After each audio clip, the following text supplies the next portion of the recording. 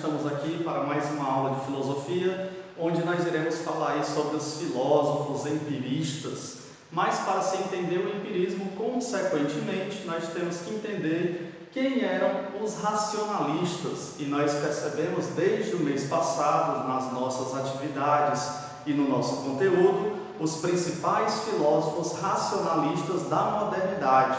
E aí nós podemos destacar os principais, o René Descartes, o Spinoza, o Leibniz, que justamente justificavam a concepção ou a teoria do conhecimento por meio da razão. Quando nós falamos de racionalismo, nós também nos lembramos do velho filósofo Platão, que já nos lembra muito bem na sua célebre frase: recordar é viver. Ou então, todas as experiências que nós temos na nossa vida, elas já estão adormecidas na nossa razão. Dessa forma, a razão ela vai apenas despertando aquilo que já se conhece. Os filósofos racionalistas, então, eles supervalorizam a razão e dizem que os nossos 5 sentidos, eles podem nos enganar, eles nos levam ao engano. Então, a origem do conhecimento está na razão. É um problema epistemológico, é um problema de conhecimento. Onde é gerado o conhecimento? Para o racionalista, a razão é a fonte de todo conhecimento.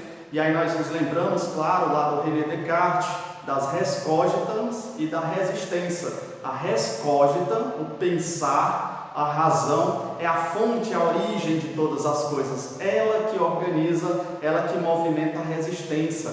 Resistência como extensão, ela que movimenta o nosso corpo, o nosso andar, os nossos sentidos. Os nossos membros do corpo são movidos pela razão. Então a razão é a mais importante, ela é a origem de todo conhecimento para os filósofos racionalistas. Outra característica, algumas ideias já nasceram com o indivíduo, as ideias são inatas, nós já temos essa semente plantada dentro da razão. O que vai acontecer? Independentemente da experiência sensível, a experiência sensível vai apenas despertar aquilo que já está contido na nossa mente. Diferentemente, em oposição ao racionalismo, nós temos aí o empirismo. E nós iremos ver neste mês os principais filósofos empiristas. Lembrando que nos meses anteriores nós já vimos o René Descartes, nós vimos o Spinoza, nós vimos também a contribuição do Leibniz, sempre valorizando a razão, a geometria, a matemática. Já que no empirismo, esses filósofos também vão valorizar a razão, a matemática, mas agora eles estão interessados em perceber que a origem do conhecimento não se dá de forma inata, como diziam os racionalistas, mas se dá a partir das experiências. Empirismo, gente, vale por experiência, equivale por experiência. São as experiências realizadas pelos nossos 5 sentidos que vão nos dar o conhecimento. O tato, o olfato, o paladar, o sentir, o tato, o sentir, a audição, por exemplo. Esses 5 sentidos são a matéria primordial que se gera o conhecimento. A origem ou fonte de todo conhecimento está na experiência sensível. E aí nós podemos nos pensar, perceber como é que nós poderíamos conhecer o mundo, a realidade que nos cerca, sem a visão, sem a audição. Seria muito difícil. Provavelmente nós iríamos utilizar do tato, por exemplo, do paladar, também para conhecer o mundo. Mas sem a visão e sem a audição, isso ficaria praticamente incomunicável à aula que nós estamos ministrando aqui. Precisamos da visão, precisamos da audição, assim como os demais sentidos. Há quem diga que quem perde um dos sentidos, ou seja, perdeu a visão, outros sentidos são aguçados, Ele escuta melhor, o tato fica mais sensível. Mesmo assim, os filósofos empiristas estão dizendo o quê? Que para conhecer o mundo, não é a razão que prevalece. O conhecimento não está dentro do sujeito, mas sim a partir da experiência do sujeito com o objeto que é externo a ele. E essa experiência ela só pode ser mediada através dos 5 sentidos. As ideias possuem relação com a experiência sensível. Então, se nós temos ideias, por exemplo, até da mitologia para formar o Pégasus, por exemplo, que é um cavalo com asas, nós partimos das experiências. Nós vimos um cavalo no mundo real, através da visão, nós vimos um frango, uma águia, várias aves que têm as asas. E provavelmente, para se juntar, para se criar na mitologia a figura do Pégasus, nós partimos de coisas existentes, não de coisas que estão fora da realidade.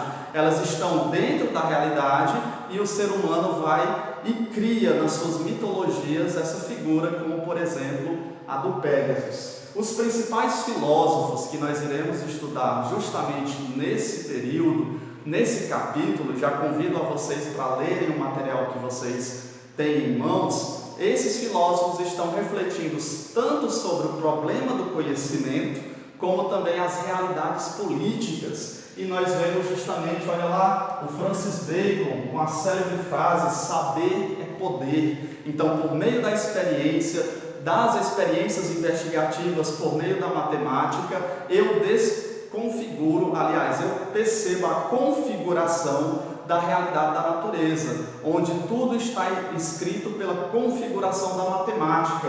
Saber é poder. Outro filósofo, e nós iremos estudar esse, é o Thomas Hobbes, que está preocupado também com as relações políticas e a organização da sociedade na sociedade moderna. E ele é um grande filósofo empirista.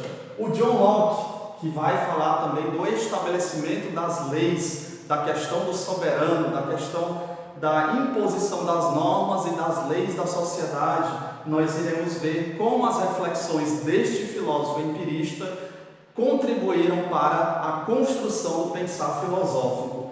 O Berkeley, que é um bispo, ele valoriza os sentidos, a razão, essa razão que extrapola os sentidos, mas ao mesmo tempo ele fala de um empirismo imaterialista, e nós iremos entender por que ele parte da não matéria, daquilo que não é material, para se entender a realidade por meio dos nossos 5 sentidos. E o David Hume, por final, nós iremos perceber também as grandes contribuições que ele fez para o conhecimento do empirismo. Daqui, gente, entre racionalismo e empirismo, existe um choque de ideias muito grande. Aqueles que são adeptos apenas às concepções de que pelos 5 sentidos nós conseguimos conhecer as coisas, e aqueles que dizem que necessariamente a nossa razão já nasce com determinados conceitos, determinadas formas de entender o mundo,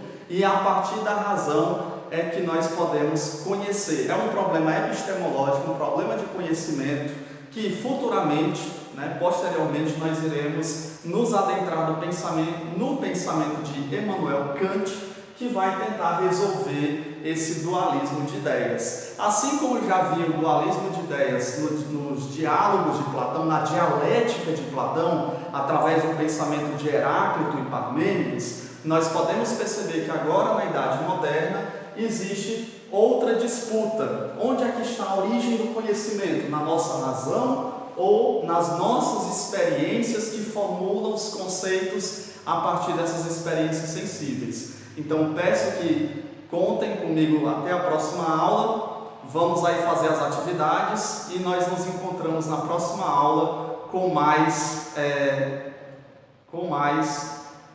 filosofia, com mais pensamento, ideias, propostas, pensamentos desses filósofos que muito contribuíram para a história da filosofia. Até a próxima aula e bons estudos!